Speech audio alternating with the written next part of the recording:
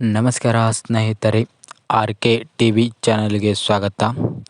ಇವತ್ತಿನ 2026ರ IPL ಪಂದ್ಯವು ಇಂದು March 28ರಂದು RCB versus ಮತ್ತು SRH ಪಂದ್ಯಗಳು ನಡೆಯಲಾಗಿವೆ. ಈ ಒಂದು ಪಂದ್ಯದಲ್ಲಿ RCB ಬರೋಬ್ಬರಿ 16,000 ಕೋಟಿಗೆ ಸೇಲ್ ಆಗಿದೆ. ಇದು ಖರೀದಿಸಿಕೊಂಡಂಥ ಗ್ರೂಪು ಆದಿತ್ಯ ಗ್ರೂಪ್ ಅಂತ ಹೇಳಿ.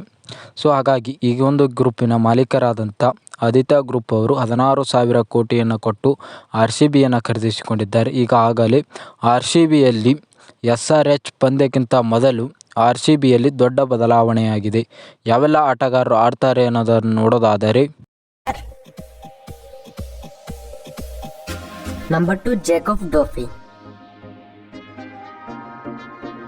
Number 3 Virat Kohli, number 4 Mangesh Yadav, number 5 Tim David, number 6 Shanvik Deshwal, number 7 Rajat Patidar, number 8 Jordan Cox,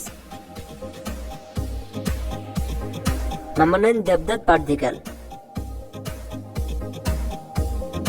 number 10 Phil Salt,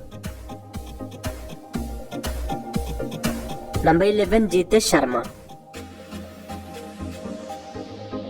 number 12 Romario Shepherd, number 13 Krunal Pandya, number 14 Jacob Bethell, number 15 Swapnil Singh,